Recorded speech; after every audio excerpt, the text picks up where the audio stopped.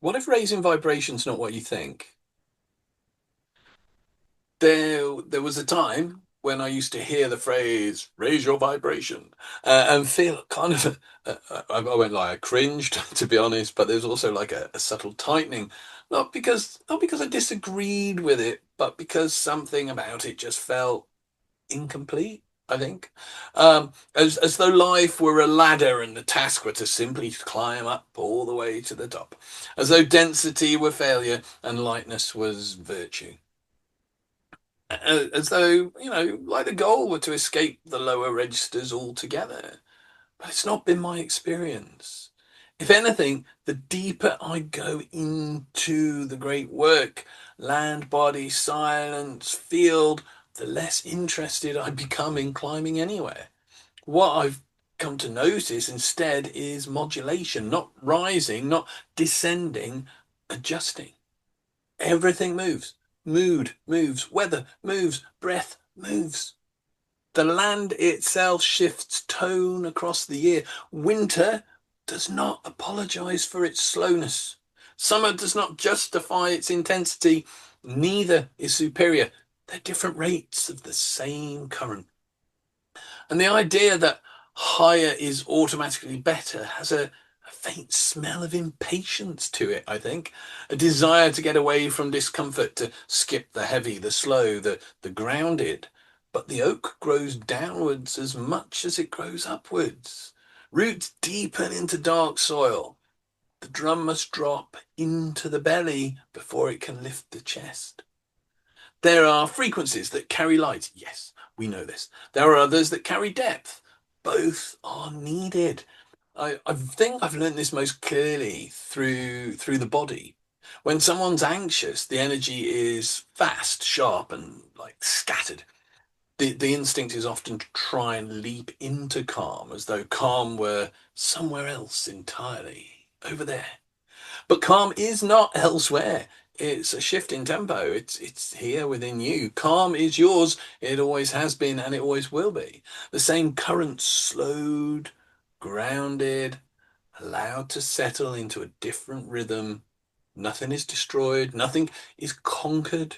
The rate changes. The same's true of anger. It can flare hot and high, or it can sink into a steady heat that clarifies rather than burns. Grief can collapse into inertia or deepen into a slow, sacred river that reshapes the landscape quietly over time. These are not different substances, they are different expressions of movement. What I once thought of raising vibration now feels more like tuning an instrument. You do not condemn a string for being out of tune. You listen, you adjust the tension, you bring it into coherence with the rest of the field. Too tight and it'll snap, too loose and it cannot sing. The art is in the listening. There is also something honest, I think, about allowing certain frequencies to exist without trying to transcend them. Some days are dense. Some seasons are heavy. The land does not rush through frost to reach blossom, blah, blah, blah, he says. It rests in its own rate. Now, I've found that when I stop trying to flee my slower states, they move more cleanly. Resistance thickens them, attention softens them. And this has shifted how I understand practice. It's less about elevating myself to some perpetual brightness and more about becoming fluent across the whole scale. Think of a piano. Bing, bing, bing, bing, bing, bing. If I'm only playing those top keys, not only is it limited as an expression, but it's going to get really annoying. I think Ghostbusters, when Venkman like twinkles the piano, it's annoying. You don't just want the high notes, you want the full octaves, you want the full keyboard. Being able to move when movement is needed, being able to settle when settling is required, not clinging to lightness, not fearing weight.